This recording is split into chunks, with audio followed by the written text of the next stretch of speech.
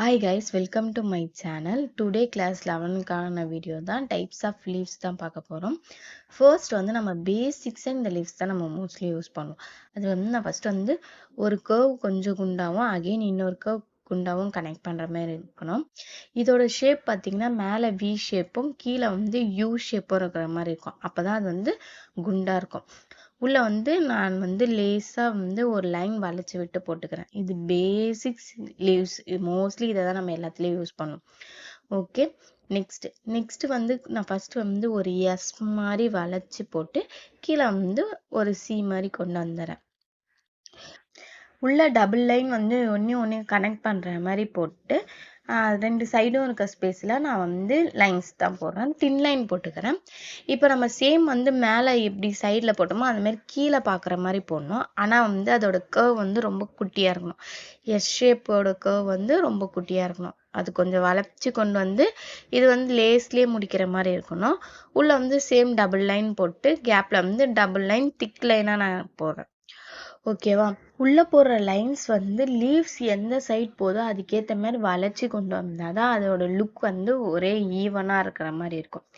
Okay, clear. Next fourth designs வந்து நம்ம நார்மலாக பேசிக்ஸ் எலமெண்ட்ஸில் பார்த்தது தான். ஆனால் நம்ம அதில் ஜாயின் பண்ணி பார்ப்போம். இல்லை ஜாயின் பண்ணாமல் 3 லீவ்ஸ் போடுற மாதிரி போட்டு உள்ளே வந்து லேசாக ஒரு லைன் இழுத்து விட்டுக்கணும். இப்போ இது வந்து டபுள் மட்டும் கனெக்ட் ஆகி ஒன்று வந்து கனெக்ட் ஆகாத மாதிரியும் போடுவாங்க. அதுக்கு நான் வந்து ஃபர்ஸ்ட் யூ மாதிரி போட்டு அதோட சென்டர் பாயிண்ட்லேருந்து ஒரு கர்வ் ஒரு சைடும் ஆப்போசிட் சைட் சேம் ஒரு கர்வ்ன்ட்டு நடுவில் சின்னதாக ஒரு லைன் இழுத்து விட்டுக்கலாம். மேலே வந்து சேம் நம்ம வந்து ஒரு அந்த திலகம் ஷேப் மாதிரி போட்டு உள்ளே வந்து லைன் இழுத்துக்க வேண்டியது தான்.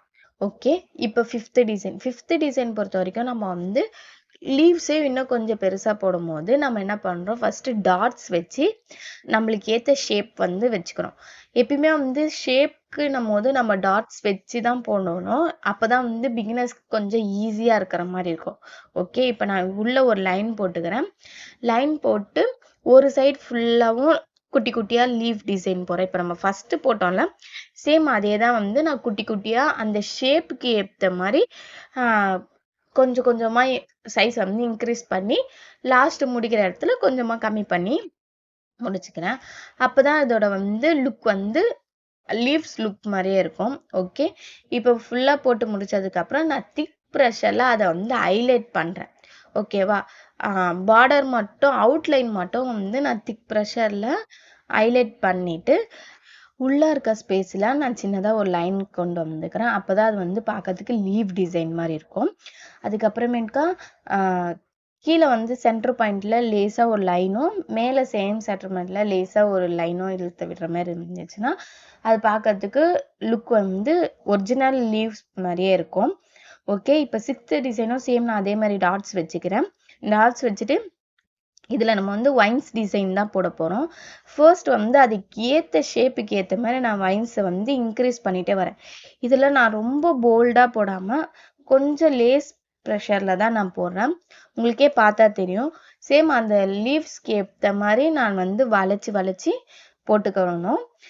இது வந்து ரொம்ப வெரி வெரி இம்பார்ட்டன்ட். பொறுமையாக இந்த சிக்ஸ்த் டிசைன் மட்டும் ட்ரை பண்ணுங்க.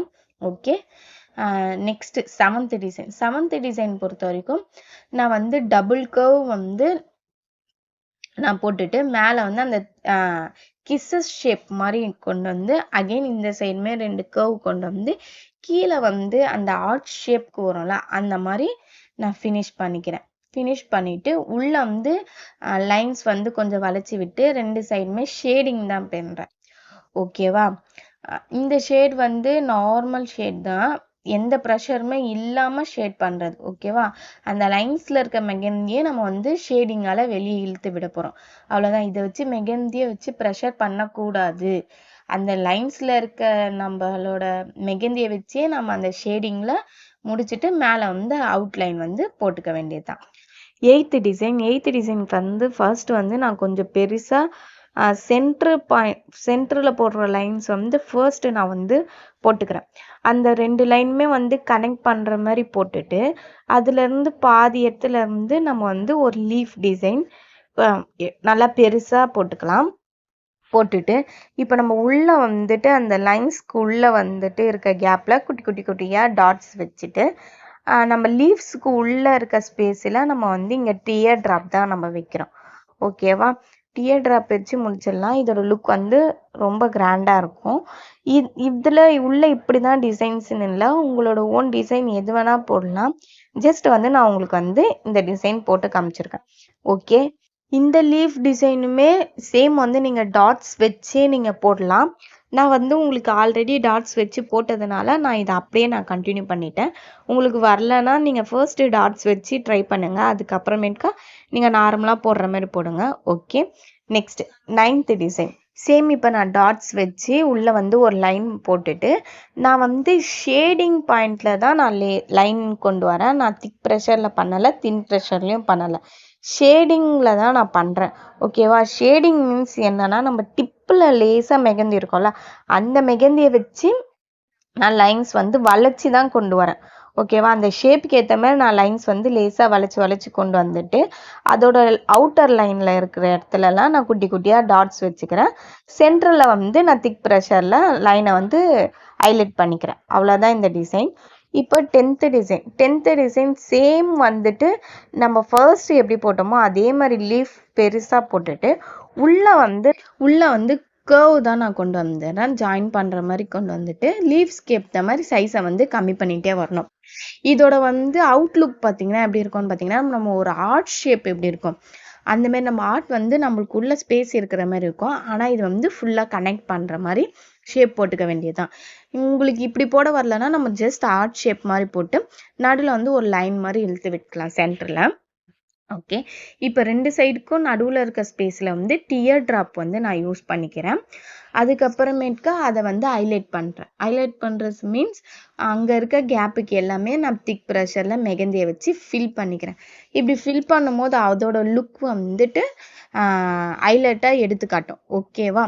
ஜஸ்ட் அந்த 4th டிசைன் போல்டாக கனெக்ட் பண்ணி போட்டால் எப்படி இருக்கும் அப்படின்றத கொஞ்சம் ரெஃபரன்ஸ் மாதிரி நீங்கள் எடுத்துக்கோங்க, நான் போட்டு காமிச்சிருக்கேன். ஓகே, அவ்வளோதான் இந்த வீடியோ. இந்த வீடியோவில் ஏதாச்சும் டவுட் இருந்துச்சுன்னா எனக்கு மெசேஜ் பண்ணுங்கள். நீங்களும் இந்த ஃப்ரீ கிளாஸில் ஜாயின் பண்ணணும்னா டிஸ்கிரிப்ஷனில் லிங்க் கொடுக்குறேன், ஜாயின் பண்ணிக்கோங்க. Okay, bye guys.